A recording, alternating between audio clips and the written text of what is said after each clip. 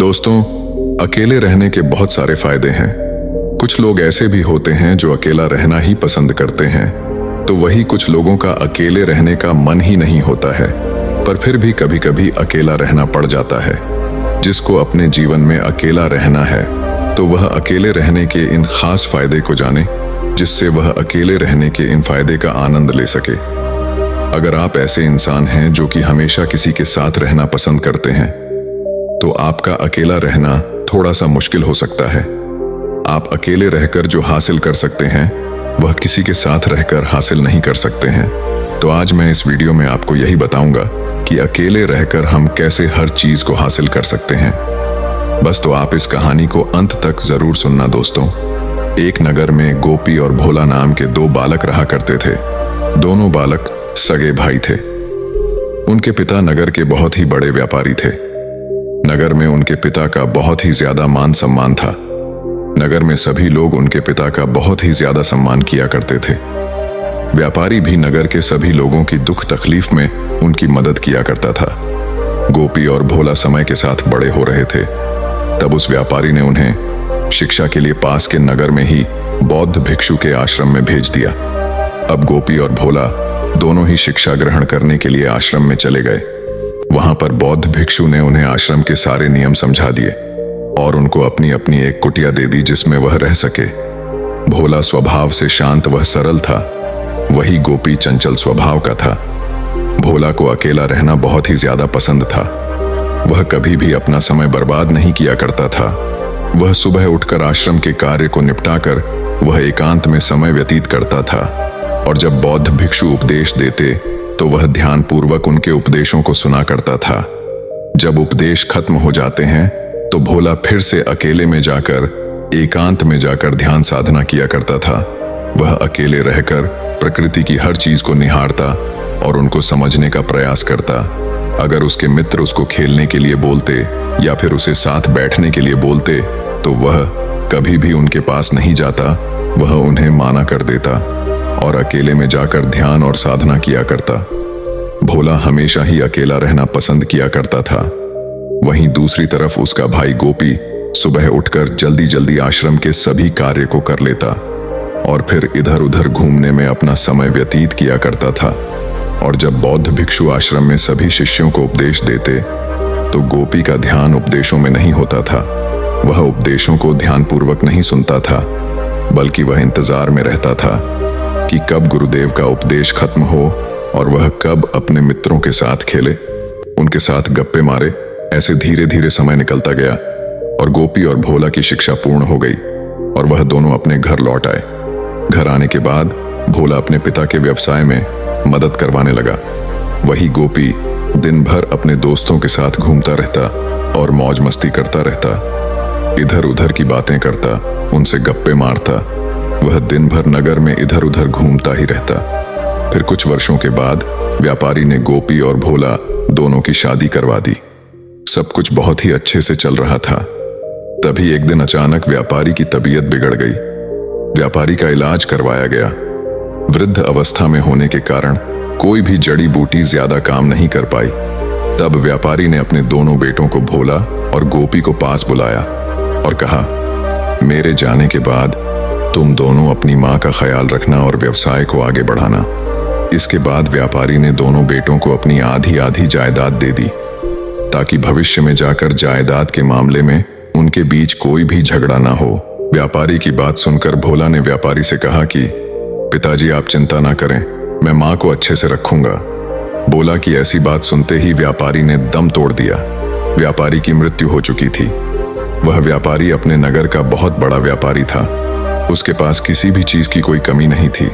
दोनों भाइयों के पास आधा आधा धन आ चुका था। अब दोनों भाइयों ने अपना अलग अलग व्यवसाय शुरू भी कर लिया। भोला मन लगाकर अपना व्यवसाय करता। वह हमेशा अपने व्यवसाय को आगे बढ़ाने के बारे में नए नए तरीके अपनाता। वह खूब मेहनत करता। वहीं दूसरी तरफ गोपी ने व्यवसाय तो शुरू कर लिया, पर गोपी को एक जगह टिक कर रहने की आदत कहाँ थी। वह तो दिन भर अपने दोस्तों में घूमता फिरता, इधर उधर की बातें किया करता, जिस कारण उसका मन व्यवसाय में नहीं लग रहा था। वह व्यवसाय करते समय हमेशा अपने मित्रों के पास जाने के बारे में सोचता रहता। और कभी कभी तो उसके मित्र ही उसके पास आ जाते थे। जब उसके मित्र उसके पास आ जाते तब वह ठीक से अपने व्यवसाय में ध्यान नहीं दे पाता था, जिससे उसका व्यवसाय जैसा था वैसे का वैसा ही बना रहा। उधर दूसरी तरफ भोला अपने व्यवसाय में खूब तरक्की कर रहा था, अपने व्यापार को 4 गुना बढ़ा लिया था। यह देखकर गोपी को भोला से ईर्ष्या होने लगी और वह भी अपने व्यापार को बढ़ाने के लिए नए नए हड़कंडे अपने लगा, पर उसके व्यापार में कोई असर नहीं पड़ा, क्योंकि वह कुछ दिन तो ठीक से कार्य करता और फिर से अपने दोस्तों में घुल मिल जाता। उसके दोस्त भी ऐसे ही थे, हमेशा उसके आसपास ही मैड्रिड रहते थे। उसके मित्र खुद तो कोई कार्य करते नहीं थे और ना ही वह गोपी को कोई कार्य करने देते थे, जिससे ना तो गोपी अपने व्यवसाय को बढ़ाकर पाया और जो उसके पास था वह उसे नहीं संभल पाया। अब गोपी के पास तो कोई कुबेर का खजाना तो था नहीं जो कभी खत्म ही नहीं होता। समय के साथ साथ गोपी का सारा धन समाप्त हो गया और उसका सारा व्यवसाय ठप्प हो गया। उसे समझ नहीं आ रहा था कि उसके साथ ऐसा क्यों हो रहा है, और वही दूसरी तरफ उसका भाई भोला पूर्व तरक्की कर रहा था। आखिर ऐसा क्यों? गोपी यह विचार करने लगा कि भोला को नगर में कोई भी नहीं जानता है। वह तो हमेशा अकेला ही रहता है, किसी से ज्यादा बात भी नहीं करता है। फिर भी वह इतनी तरक्की कैसे किए जा रहा है, और मुझे तो नगर के सभी लोग जानते हैं, मैं तो सभी से बात करता हूं, फिर भी मेरा व्यवसाय क्यों नहीं बढ़ता रहा है। गोपी यही सोच सोच कर परेशान हो जाता था और सोचने लगा कि आखिर भोला के पास ऐसा क्या है जो मेरे पास नहीं है। आखिर मुझे इसका पता लगाना ही होगा और मुझे ये बात गुरुदेव ही बता सकते हैं। यही सोचकर वह अपने गुरु के पास आया, जिन्होंने उसे और भोला को शिक्षा दी थी। गोपी गुरुदेव के पास जाकर उन्हें प्रणाम करता है। बौद्ध भिक्षु गोपी को परेशान देखकर उससे पूछते हैं कि क्या हुआ पुत्र, तुम इतने चिंतित क्यों हो? बौद्ध भिक्षु की बात सुनकर गोपी बोला कि गुरुदेव, आप मुझे यह बताइए कि भोला के पास ऐसा क्या है जो मेरे पास नहीं है। हम दोनों ने आपसे ही शिक्षा ग्रहण की है, लेकिन वह व्यवसाय में मेरे से बहुत आगे है। मुझे यह समझ ही नहीं आ रहा है कि वह तो ना तो किसी से ज्यादा बात करता है और ना ही किसी से ज्यादा मिलता है, हमेशा अकेला ही रहता है। फिर मैं इतनी तरक्की कैसे कर रहा है, और मैं तो सभी से बात करता हूँ, नगर के सारे लोग मुझे जानते हैं, फिर भी मेरा व्यवसाय ठप है। आखिर ऐसा क्यों है गुरुदेव? बौद्ध भिक्षु गोपी की पूरी बात बड़े ही ध्यान से सुनते हैं और उसकी पूरी बात सुनने के बाद वह मुस्कुराते हैं और गोपी से कहते हैं कि भोला के पास अकेलेपन का आनंद है, उसके पास शांति है, अनुभव है जो उसने अकेले रहकर पाया है। मेरी एक बात हमेशा याद रखना, जो तुम अकेले में रहकर हासिल कर सकते हो वह तुम किसी के साथ रहकर हासिल नहीं कर सकते, और यही भोला ने किया है। उसने अकेले रहकर अपने आप को जाना है, इस प्रकृति को जाना है, अपने विचारों को समझा है, अपने समय को बर्बाद नहीं किया, अपने हर पल का सही तरीके से उपयोग किया है। और ये सारी खूबियां एक अकेले रहने वाले इंसान में होती हैं। अकेले रहने का मतलब ये नहीं होता है कि आप अपने घर वालों से भी अलग हो जाएं, अपने माता पिता से भी अलग रहें, अपने पूरे परिवार से अलग रहें।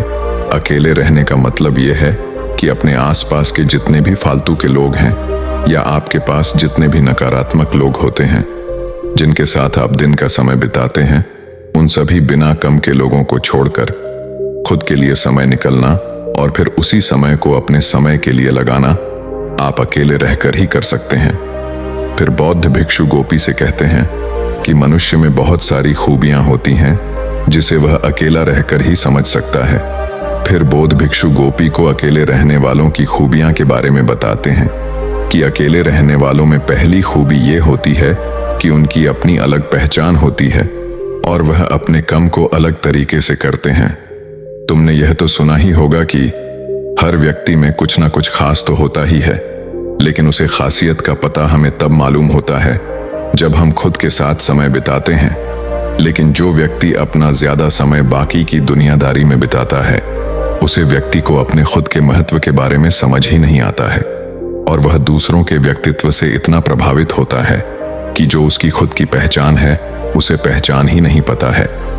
लेकिन जो व्यक्ति अकेला रहना पसंद करता है, उसकी अपनी एक अलग पहचान होती है और उसका खुद की नजरों में एक अलग ही आत्मसम्मान होता है, क्योंकि ऐसे लोगों के खुद के नियम होते हैं जिसे वह खुद ही बनाते हैं और बिना किसी से प्रभावित हो अपना जीवन है उनसे अलग ढंग से जीते हैं।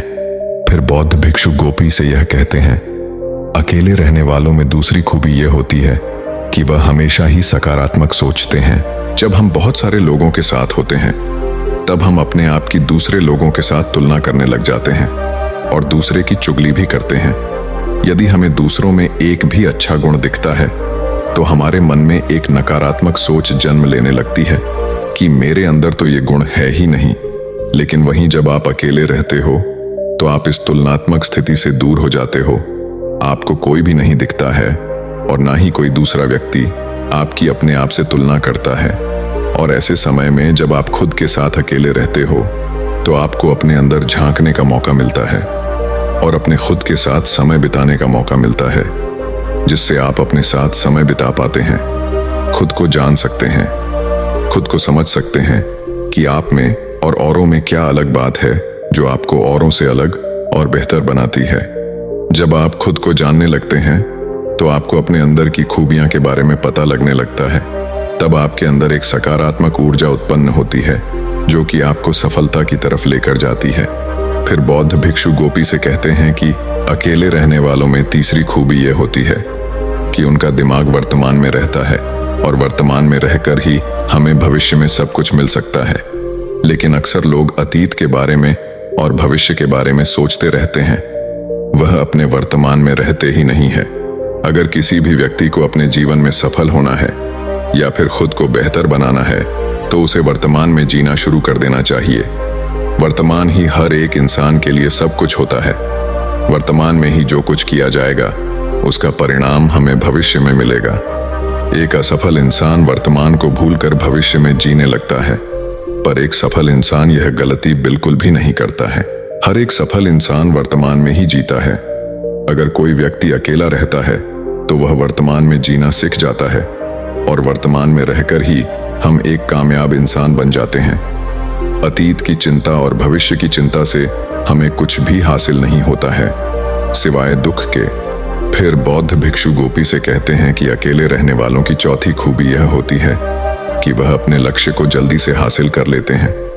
जब भी हम अकेले रहते हैं तो हमारे आसपास हमारे कार्य के अलावा और कोई दूसरा कार्य होता ही नहीं है और इसी के साथ साथ हम दुनिया की कई बातों से काफी दूर चले जाते हैं, जिससे हमारे पास काफी समय होता है और हम उसे समय को अपने लक्ष्य को पाने में लगा देते हैं। हम अकेले रहते हैं तो हमें किसी और के बारे में सोचने की जरूरत नहीं पड़ती है।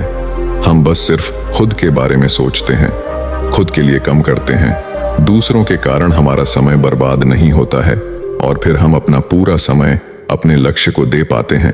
जब कोई व्यक्ति अपना ज्यादा समय अपने लक्ष्य को पाने के लिए उपयोग करता है तो दूसरों के मुकाबला वह जल्द अपने लक्ष्य को हासिल कर लेता है और एक सफल व्यक्ति बन जाता है। लेकिन वहीं अगर हम लोगों से घिरे रहते हैं तो हम अपना ज्यादातर समय उन्हें लोगों के साथ बर्बाद कर देते हैं और अपने लक्ष्य को पूरा समय नहीं दे पाते हैं। कभी कभी हम अपने लक्ष्य के बारे में लोगों को बता देते हैं ताकि वह हमारी मदद कर सके, लेकिन लोग आपकी मदद करने की वजह है आपको कमजोर बना देते हैं। आपसे कहते हैं कि तू इस कार्य को नहीं कर सकता, इस कार्य में बहुत मेहनत है, इसमें बहुत कठिनाई है। उन्होंने खुद तो उसे कम को कभी किया नहीं होता है, तो वह सोचते हैं अगर ये कम मेरे से ही नहीं हुआ तो ये उसे कम को कैसे करेगा। ऐसे लोग हमेशा आपको कमजोर बनाते हैं, आपको गलत राय देते हैं और आप सच में मान लेते हैं कि शायद मैं इस कार्य को नहीं कर सकता। लेकिन जो इंसान अकेला रहता है वह किसी से कुछ नहीं कहता है और वह अपने कार्य में लगा रहता है। उसे अपने कार्य से भड़काने वाला कोई भी नहीं रहता है। वह निरंतर अपने लक्ष्य की तरफ बढ़ता रहता है और सफलता को प्राप्त कर लेता है। खुद पर विश्वास रखो और निरंतर अपने लक्ष्य के प्रति कार्य करते रहो, सफलता अवश्य मिलेगी। फिर बौद्ध भिक्षु गोपी से कहते हैं कि अकेले रहने वालों में पांचवी खूबी यह होती है कि वह हमेशा शांत रहते हैं, शांति को महसूस करते हैं। अकेले रहने से हमें शांति का काफी आनंद मिलता। शांति पाने के लिए लोग काफी कुछ करते हैं, फिर भी शांति नहीं मिल पाती। अकेले रहने वाले व्यक्ति को बिना कुछ किए ही शांति मिल जाती है। हम जितना बुरे लोगों से दूर रहेंगे उतना ही हम शांत रहेंगे, क्योंकि इस संसार में सभी लोग एक जैसे तो है नहीं। कुछ हमें अच्छी बातें बताते हैं तो कुछ हमें बुरी बातें बताते हैं। कुछ लोगों की सोच अच्छी होती है तो कुछ लोगों की सोच बुरी होती है, और हम जिन लोगों के साथ रहते हैं उनकी सोच का हमारे ऊपर बहुत ही ज्यादा और गहरा असर पड़ता है। गलती से अगर हम नकारात्मक लोगों के साथ रहने लग जाए तो हमारे मन में हमेशा बुरी ही बातें चलती रहेंगी और हमारा मन हमेशा शांति रहेगा। हम बार बार उन बातों को सोचते रहेंगे कि कहीं मेरे साथ ऐसा ना हो जाए। जब हम लोगों के साथ रहते हैं तो हमें इस बात का ध्यान रखना पड़ता है कि कहीं हमारी कहीं किसी बात से सिर्फ बुरा ना लग जाए, या फिर उनकी कोई बात हमें बुरी लग जाती है जो कि हमारी शांति को भंग करती है, और एक अशांत व्यक्ति कभी भी सफलता हासिल नहीं कर सकता है। शांत रहकर ही हम हर समस्या का हाल निकल सकते हैं, हर परेशानी से बाहर निकल सकते हैं, कुछ नया कर सकते हैं। लेकिन अगर हम अशांत रहेंगे तो हम कुछ भी नहीं कर पाएंगे, बल्कि मुसीबत में फंसते चले जाएंगे। फिर बौद्ध भिक्षु गोपी से कहते हैं कि मनुष्य अकेला रहकर सब कुछ हासिल कर सकता है, और तुम जितना लोगों के साथ रहोगे उतना ही तो उलझते जाओगे। फालतू के लोगों से दूर हो जाओ और अपने लक्ष्य पर पूरी ईमानदारी से कार्य करो, तुम्हें सफलता अवश्य मिलेगी। अब गोपी को बौद्ध भिक्षु की सारी बात समझ आ चुकी थी। उसे समझ में आ गया था कि भोला का व्यापार में इतनी तरक्की पर क्यों है, और वहीं दूसरी ओर उसका व्यापार इतना ठप क्यों है। अब गोपी को अपनी सारी गलतियों का एहसास हो गया कि वह अपनी सारी गलतियां सुधार लेगा और फालतू के लोगों से दूर रहेगा और अकेला रहकर अपने जीवन को बेहतर बनाएगा। तो दोस्तों, आपको ये कहानी कैसी लगी हमें कमेंट करके जरूर बताएं, और हमारे YouTube चैनल को सब्सक्राइब करें। मिलते हैं ऐसी एक और नई वीडियो के साथ, तब तक के लिए अपना ख्याल रखें।